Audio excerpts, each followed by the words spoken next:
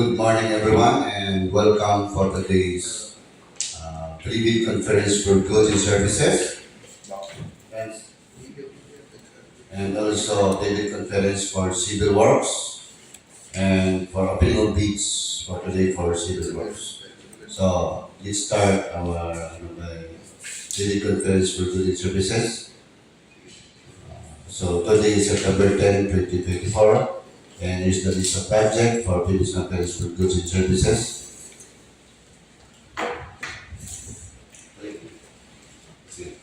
24 GGA 15, 24 GGA 16, and for civil works, 24 GGA 0224, 24 GGA 0222, and for the opening of bids for civil works, 24 GGA 0170. So before we start, it was our opening prayer. We give Mama and the message. Let us pray in the name of the Father, the Son, and the Holy Spirit. Lord, thank you for this wonderful time as we gather in your name, as we conduct our pre-day conference. Guide us, Lord, and help us to be able to understand and follow the Government Procurement Reform Act to achieve the objectives of this undertaking. Create in us, O Lord, a desire to be more dedicated and committed to our duties and responsibilities. Teach us to be more responsive to the demands of integrity in public office. This is your Son, Jesus Christ, our Lord. Amen. Father, Son, and Spirit. Thank you, Mama Ina. And also please be informed that we are being live streamed today by YouTube channel, DPWH Procurement. And also for the determination of quorum, may I call Mr. Rainwater. Thank you, sir. And once again, good morning. Before we proceed to our private conference and at the same time for our opening weeks, let's have the roll call of our top members who are present today. Let's start from our chairperson, Sir Elderlies. Present. Our vice chairperson, Sir Joey Oreta. Our regular member, Mama Marla Legislation. And our provisional member, Sir Janito Alcedo. Out of 5, 4 are present today, but still we have a quorum and the public conference and the opening weeks for civil works can now proceed. Thank you. Thank you, Mr. Ray Bermejo. So, since there was a quorum, let us proceed in PB conference for goods and services. May I call the maintenance section personnel to please describe the description of the PB conference. 24 DGA 15. Purchase of 4x2 double cab pickup DPWH-Aklan DEO with the ABC of 1,700,000. Contract duration of the delivery period is 30 calendar days. For the use of the unit, for the use in the equipment unit service. And engine, diesel 6-speed manual transmission, at least inline 4-cylinder, at least Euro 4 emission, displacement of at least 2,300 cc, rated power at least 110 kilowatts, maximum torque at least 400 Newton meter, fuel tank capacity at least 80 liters, length at least 5,000 millimeter, width of 1,800 millimeter, height of at least 1,700 millimeter, wheelbase at least 3,100 millimeter, seat capacity 5.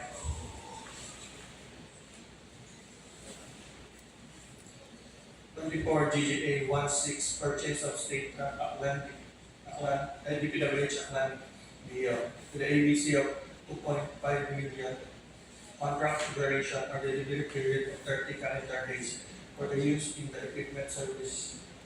Engine type, diesel bed at least inline 4 cylinders, at least Euro 4 emission, displacement at least 2,700 cc, rated power of at least 85 kilowatts with a maximum torque of at least 300 Newton. Fuel tank capacity of at least 80 liters, length of at least 4,600 millimeter, weight of at least 1,600 millimeter, height of at least 2,500 millimeter, seat capacity 2, with the additional terms and conditions of liquidated damage will be charged against the contractor or supplier as per RA 9184 as amended. The material must conform to the approved specification.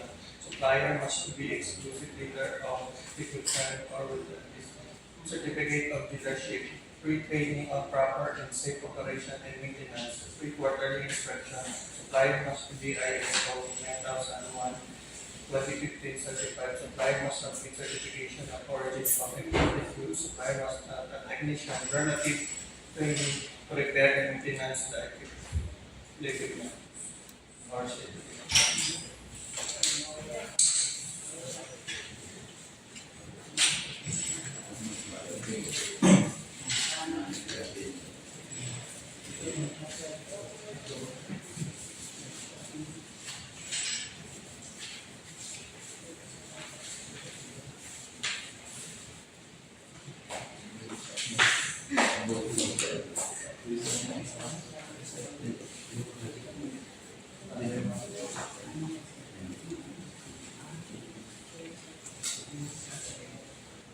So, any question or concern regarding our bill conference for goods for 24 GGE 15 or for 24 GGE 16?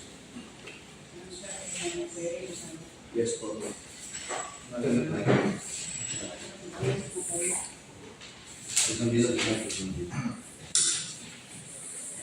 Okay. So, sir, please, for the concern.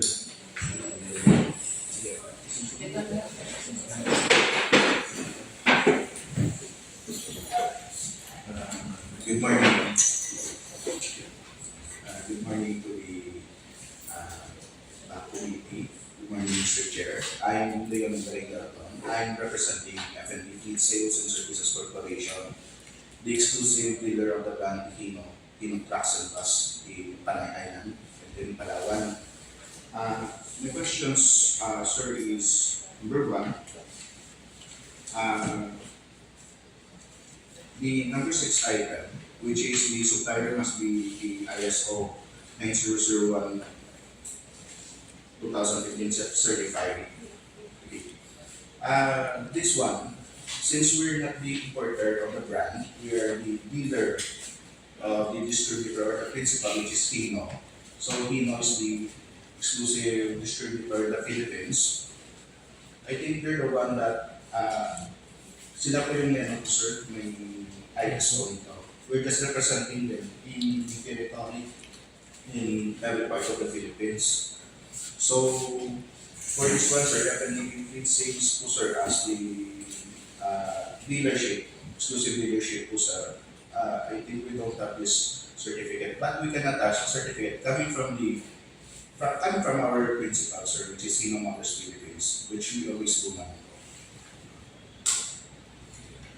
Okay, thank you for the question. Sir, Joey, may give Sir Joey, the Chief of Maintenance, for the reason for the ISO certified. Sir.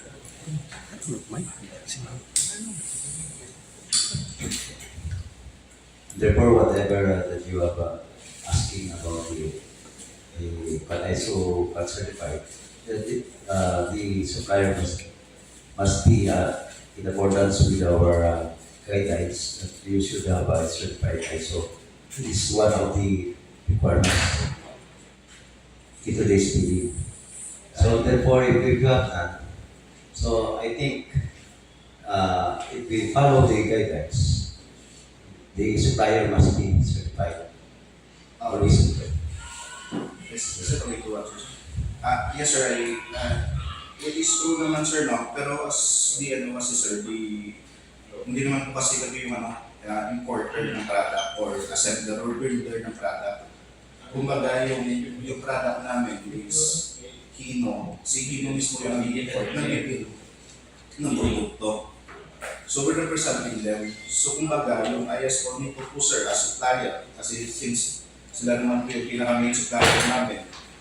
Meron po silang ISO na binibigay for those exclusive bidder, which is indicated naman po dito.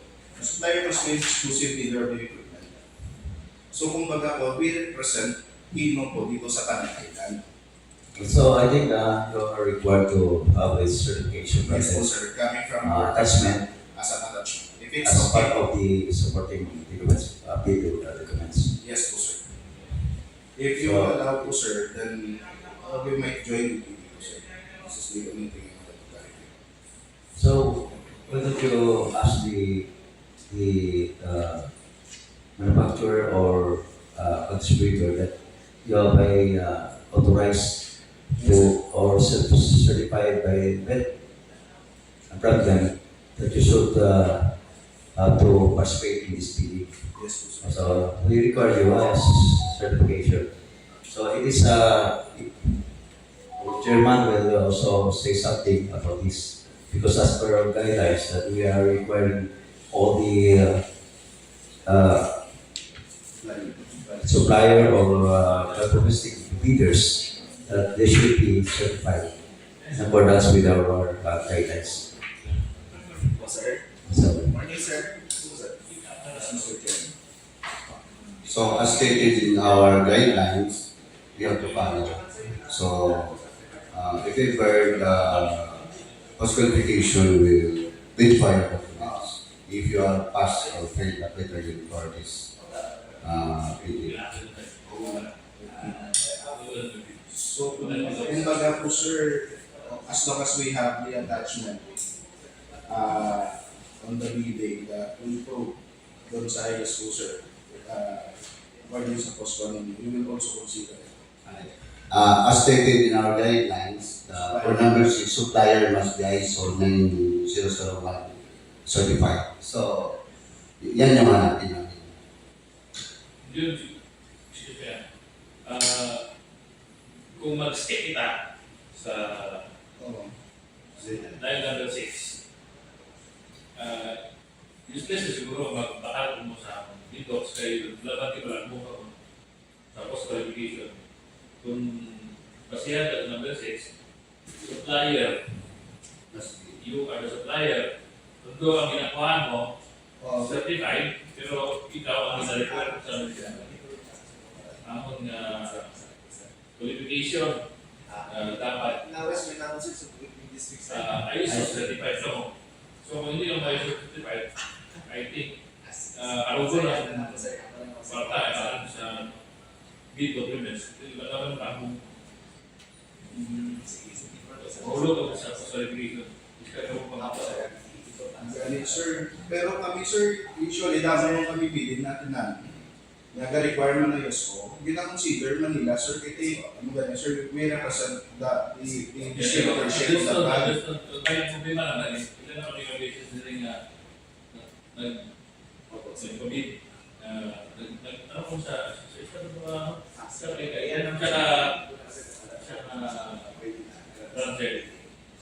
pick up, nahulog bali failure of bidding kay ang ina-requirement wala ang supplier. Biskan ang ilan na ginagawa certified pero ang naligya ang natawag ay daw ano mo hardware mo or something. A trader sir. Trader mo. That's different naman sa ng Hindi trader. mo ganyan ang kamo ang naligya direct. So kamo ang i-assume ang supplier.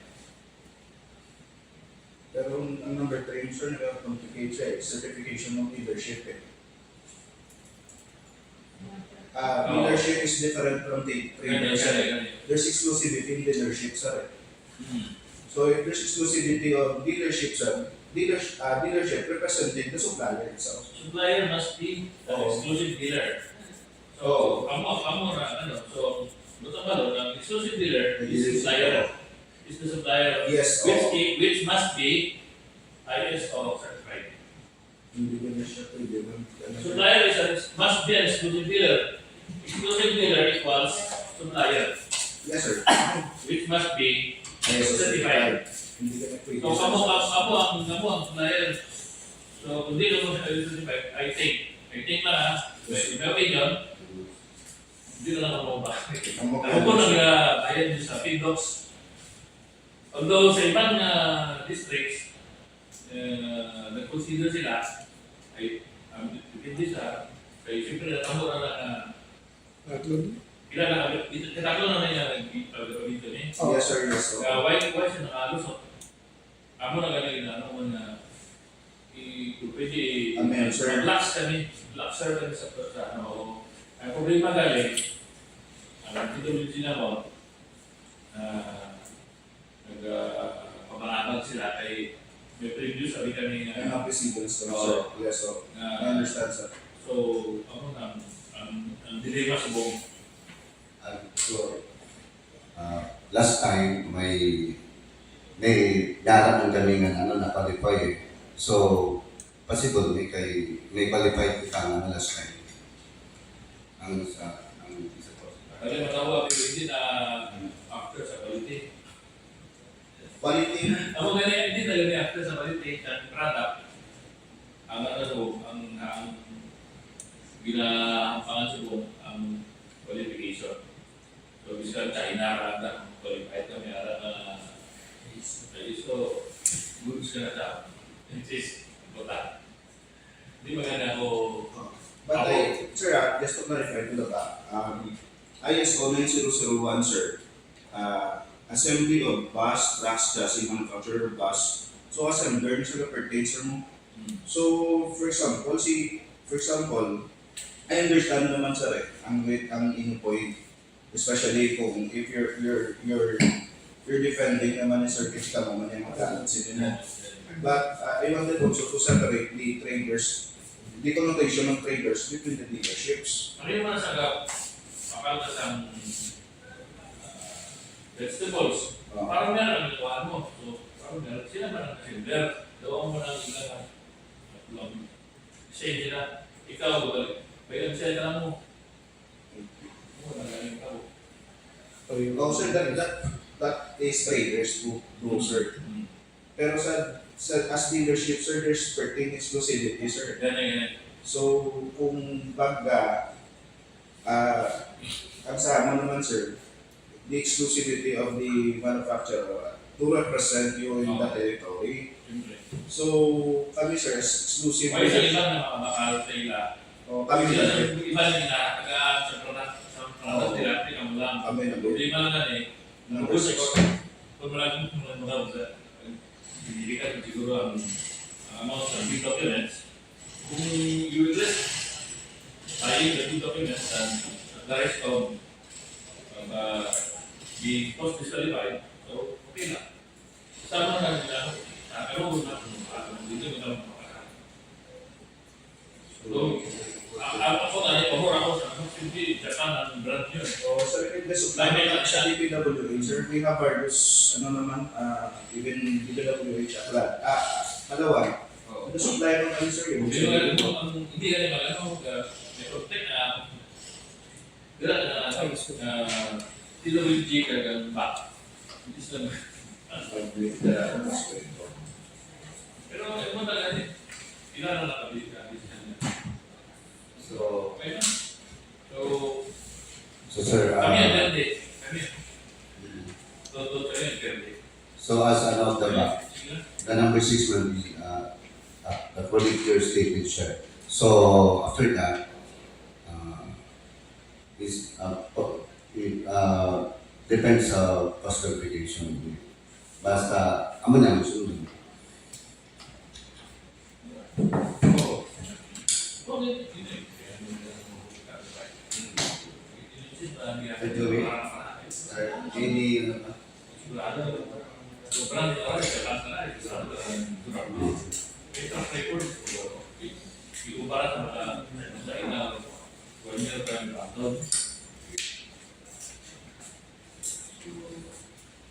Any, I think, clear sila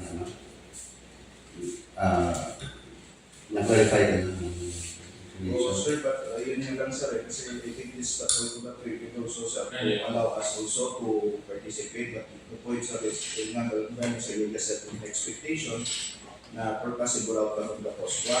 Okay. So, kumbaga, it will pursue. I believe, isa siya sa Yaguro Kaina, it was also indicated. This is limiting also every, for example, kami as leaders to participate in the activity. So, this will not be physically siguro sa Siyempre, kung magtanong ako sa makita ito sa certification, ako na din na hindi na renewable din na the process is renewed every year. o Certification. So, kinandaan pa ninyo ang magano sa qualification na diri na kasama mo na stricto diri na sa akong ikasulot kalusot sa ibang district okay na. So, wala na. organizer. Frustrating na. Namin tanya niyo. Kita sa pick-up kaya nga ako, liwuhan. Already, tanan kami sir no, regardless of what brand. Yung tama na, okay, suso, makapuso mo na. Anong versus sa ito, kung nakikipagay niya sa Ako na quality ang sacrifice na. Sabi na provision. condition. Sacrifice ang quality. Pinapaguran ang parakutan pero ito. Kung So- consider na sa tanong, if you will consider na sa ISO certificate, it must be issued by the manufacturer of the brand or Magkano na lang siguro kami, hindi na lang ako sa DPWH. Take-note lang ako. or with bonus na Oo. sa mga na lang kami kung Anyway, kami na. preview pa lang at smoke. By the time siguro na mag-open na kami for trapping of this, mabala na ang final agreement o ano ng pabor sa gobyerno. Pag hindi mo kami siya.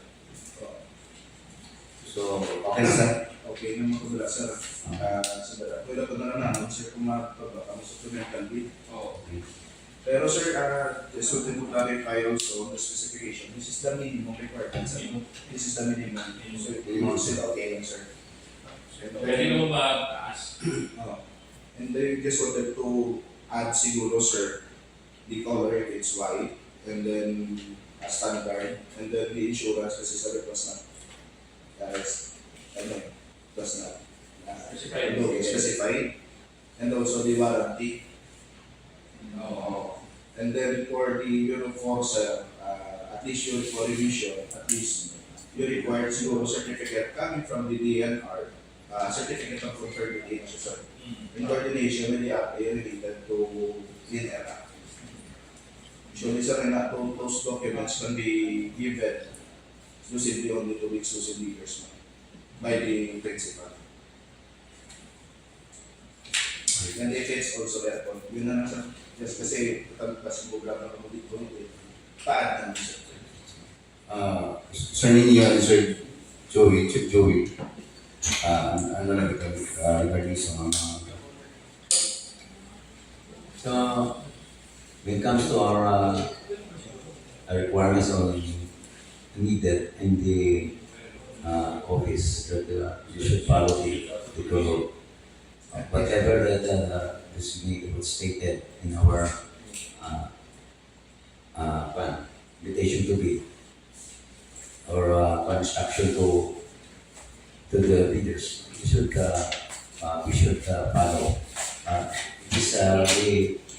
the regulations that we have. The next, I think, when it comes to your ISO certification or certified by your company or your firm, the next time you should have follow and ask for us whatever the requirement is, so that the next bidding you have now a constant preparation, preparation, what are the requirements that we need during the bidding process. Okay, sir. So, sir, thank you for the concern and for the clarification. So, is there any more concern or question? Okay. If none, the bid conference for goods and services is Mr. Chair, Mr. Chair, let me also add, kasi it was not also stated. Ano na siya? Nalagay, Mr. Renoy, is it 4-wheeler or 6-wheeler sa surgery. in 6. 6-wheeler? So, paano lang sir, just in case magpalabas ko ng good bulletins? So, well noted. So, we will now proceed in Thank you po. okay, thank you, sir. Thank you. Thank you very much. So, we will now proceed for the main debate conference for civil works. May I request plan design section for the detailed description of the project. 24G022, title is the construction of Rainwater collection system, Travis Baka, APCM is 2,895,000. Project duration is 75 per days. Scope work is construction installation of 8 units Rainwater collection system with flash type fittings, filter and complete access from water to distribution. Area of site of operation 128 sites. One is Safe Palas Barangay Hall, Duduan Barangay Hall na Aklan, Katipunan Elementary School, Aklan, Pinapagtuna Barangay Hall na Aklan, Balan Elementary School, Balan, Mercedes Primary School, Aklan Primary School, Aklan Elementary, Miras Pakistao Primary School,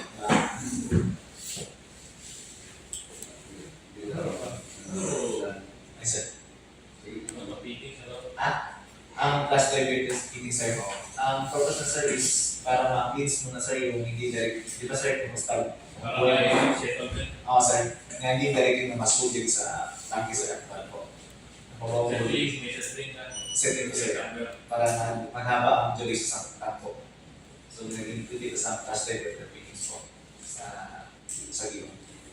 Yung prove ko yun sir. Tapos, kami ko na sa Elderlies na there's with Elderlies. Yes po. Tapos, Sabay-sabay po. improve naman. So, saan lahat? Sabay-sabay. Parang tapos.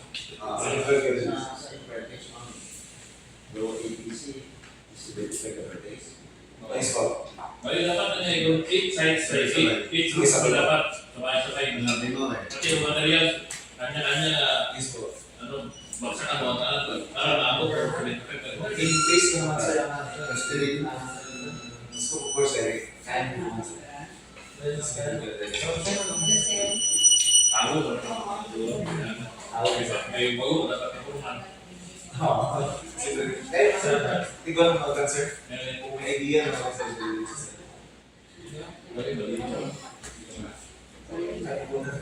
Bali.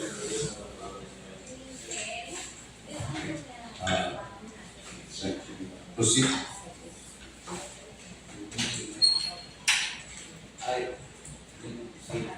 As summary committees it's given subject ang site strategies.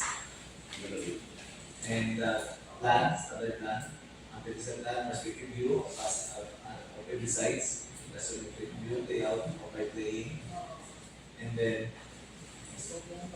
that's the design of proposed rainwater collector system with the flash by different fittings. Next. 24 JCL 224, title of is construction facilities for person and disabilities, PWD, and elderly senior citizen, including gender, transit facilities, and emergencies, Camanci Elementary School, Camanci Store, Masakal, and DPWH-Aklan. The amount previously is 1,034,024 pesos. Project duration is 50 calendar days. So the scope work is Camanci Elementary School to rehabilitation for existing hand wash area of 30 meters thickness and backing work of completing work of 4 units of column and coating, 8 units of beam, 30.50 square meter for slab, and 4 units of rail run with 20.91 square meter pre-treated meters sloping on 4 units of counters, 51.79 square meter masonry and toilet, and walk rail run, finishing work for floors, walls, and ceiling. And also 3 sets of elementary window and pieces of windows and complete with electrical and plumbing and cables. In DPWH-Aklan, compounds and this is the thickness of 0.10 thickness of the ground works, but the worst of 4 units wall and complete with concrete plans, 59.20 square meter per slab, shades and walkout paint, complete painting work or shades and parking area, stainless steel with logo and letters, 18.7 inches per meter for complete painted finishes with 6 units of rubber and downspout. So here's the proposed perspective plan for the on-site successful and DPWH-DEO compound. So this is the floor plan and the elevation and the top here, elevation view. And the civil works and city building floor plan.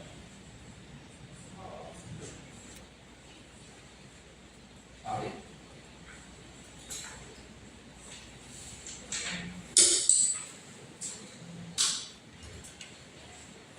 Thank you, Plan Design Section personnel. So, any concern or question? If none, let's proceed.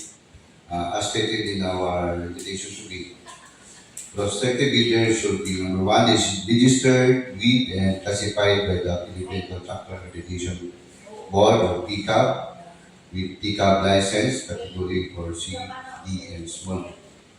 The description of eligible bidder is contained in the bidding documents, particularly in Annex 2, that's 1.1b, Section 2 and 3 of the bidding documents.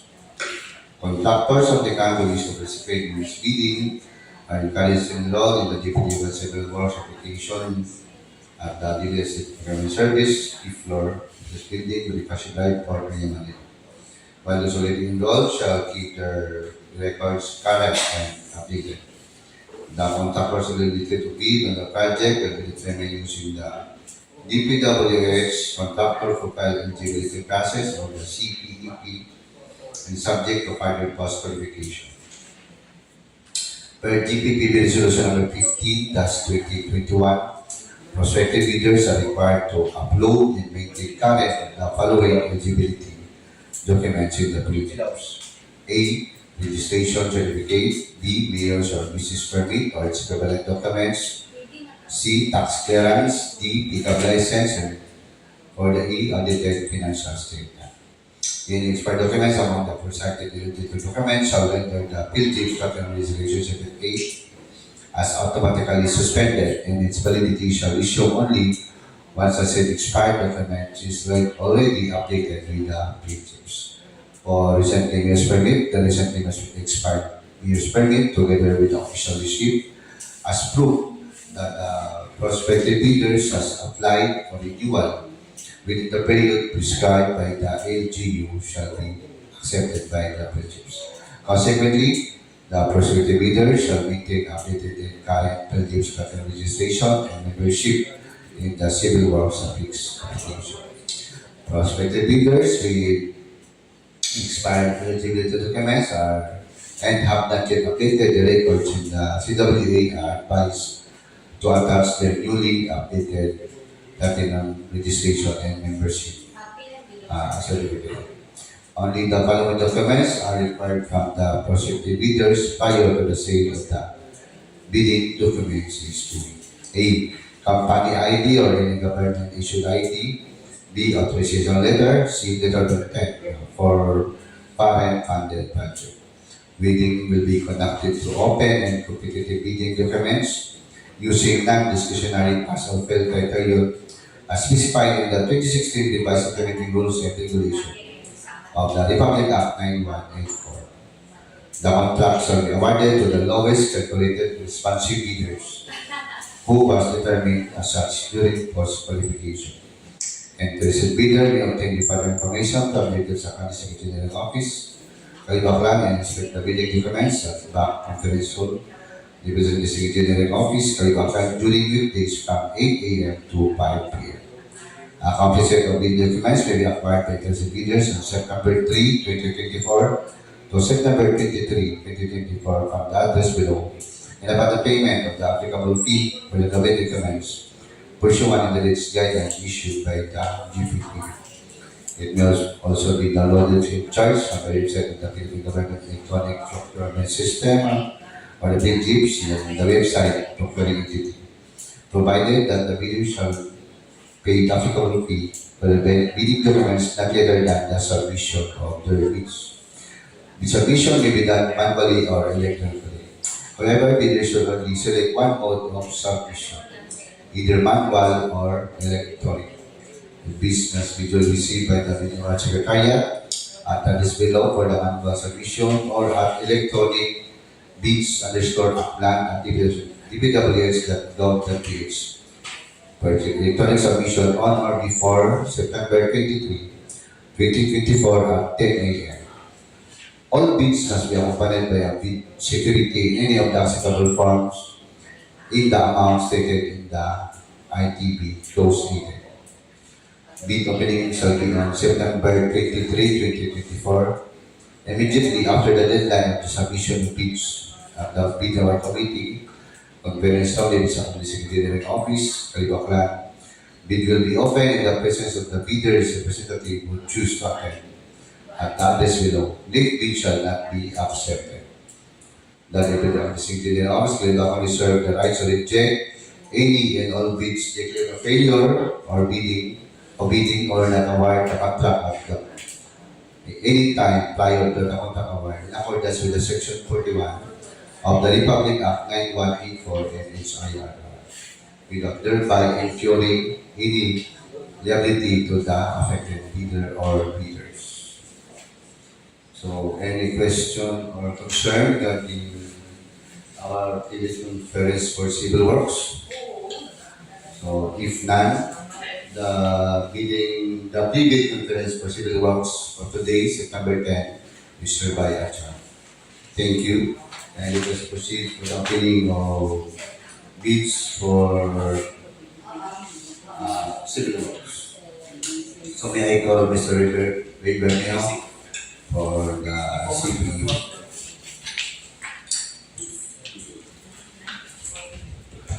Okay, once again, good morning.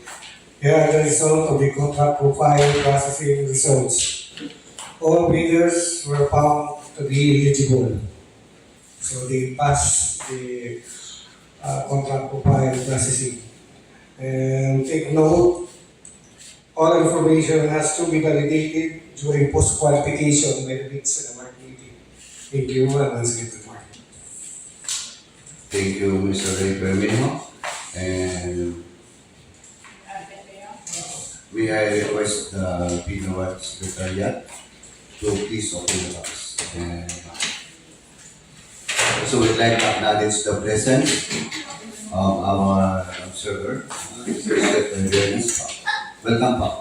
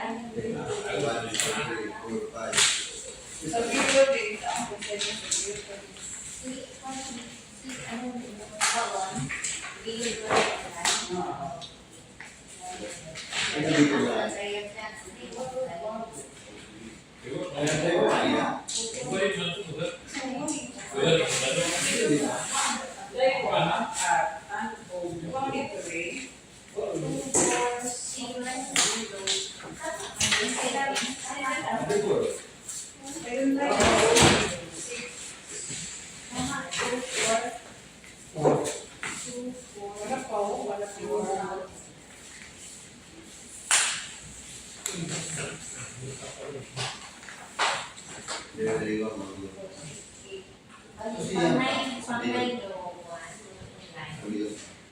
daw, online. Online na rin.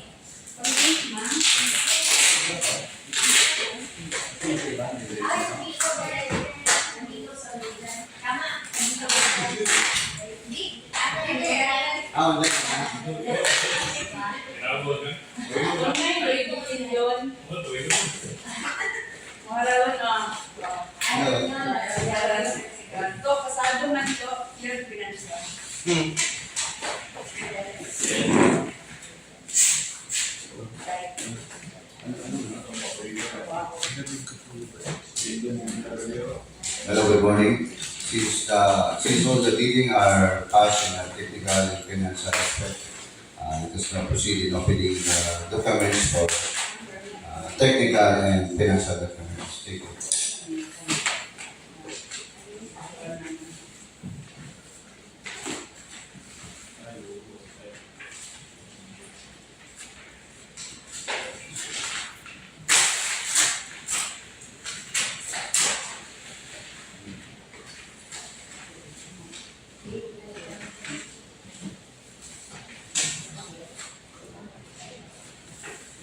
Thank you.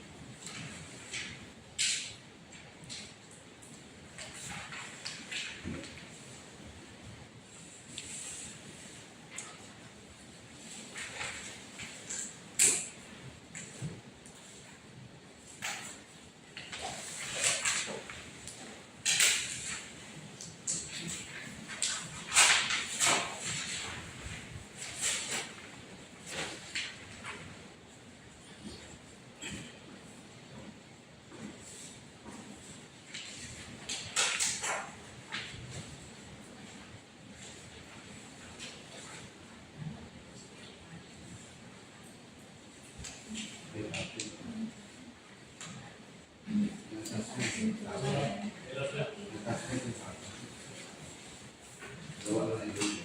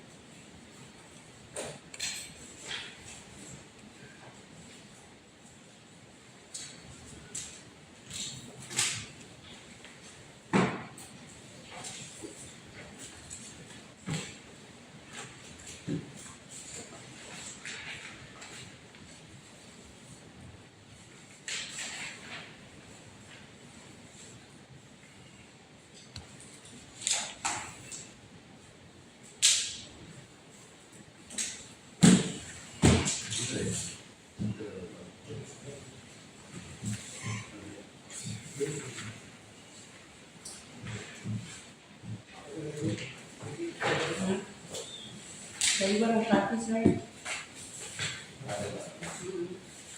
Para sa private school. I-prepare na sa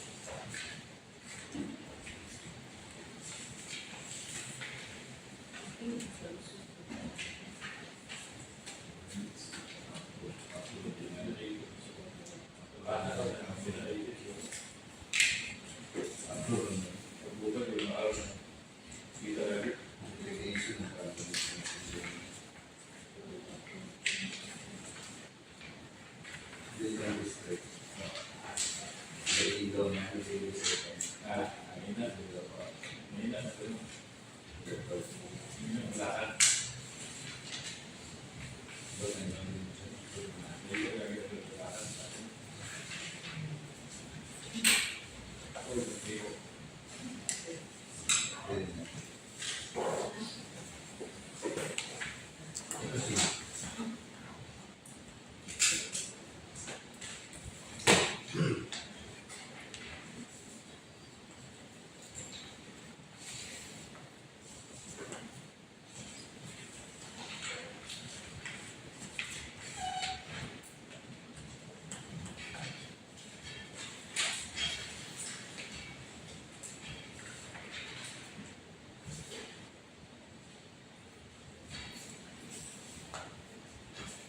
Videos ang dito na.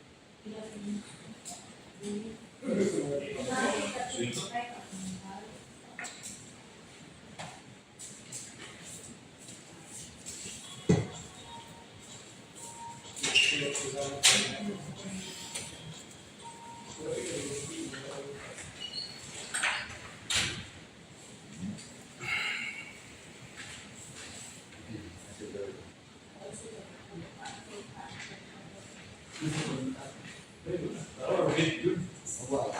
Kung sila 115 million doon ay ipos pa lang doon. Hindi na bigay na amount. Yung mga taas na bigay mo.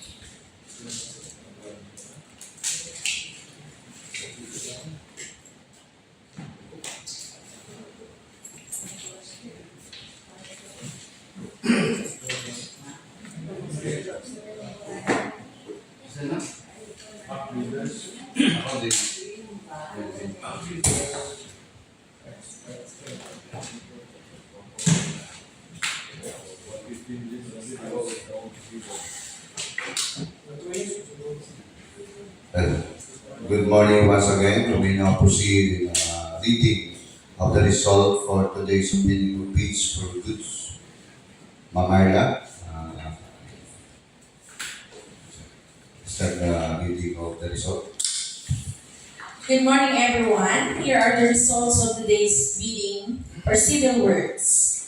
For 24 GA 0170, Aklan West Road, Kalibo-Nabas, S00480 PN, kilometer 266 plus 838 to kilometer 266 plus 900. ABC is 115,150,000 pesos.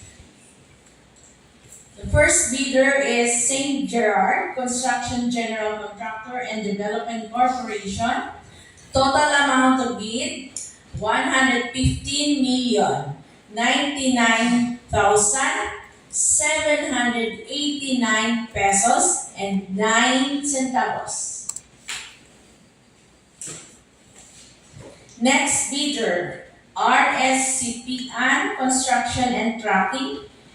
Total amount of bid, 115,123,673 pesos and 43 centavos.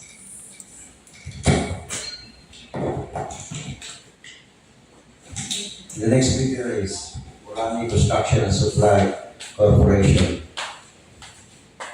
The total amount of bid is 115,121,944 pesos and 52 centavos. No discount over. And the next bidder is Eddie Romeda Construction Services and Supply. And the total amount of bid is really 150. Sir, ano contractor, sir? Andromeda. Eddie Romeda Construction Services and Supply.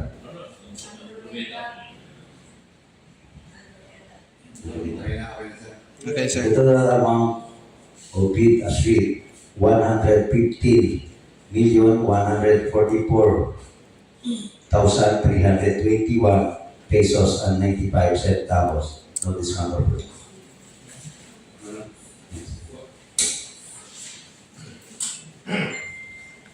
For the next bidder, AD Pendon Construction and Supply Incorporated, and the total amount to bid 115,139,800 886 pesos and 89 centavos. And the next bidder is T4 Construction Corporation. The total amount will be 114,977,713 pesos and 79 centavos.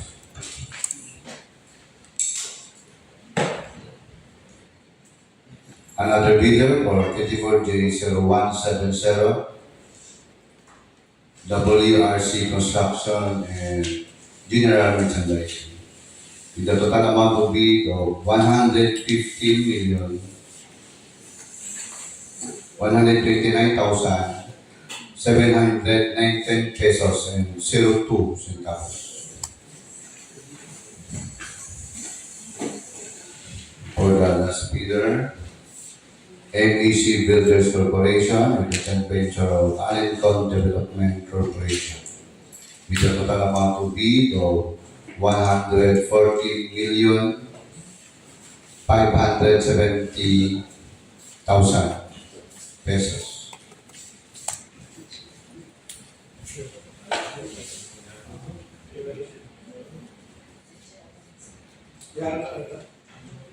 So complete na. Kompleto, sir. Complete na daw 8 double check. Sir. So that's the result of the opening of this for today as we for 24J0170. So any question or concern? If none, our opening of this for today and also just inform that all these are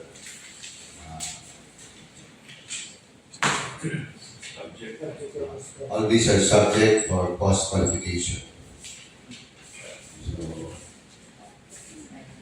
if there is no concern, our opening for our opening of these for today, September 10, 2024, is hereby adjourned. And thank you.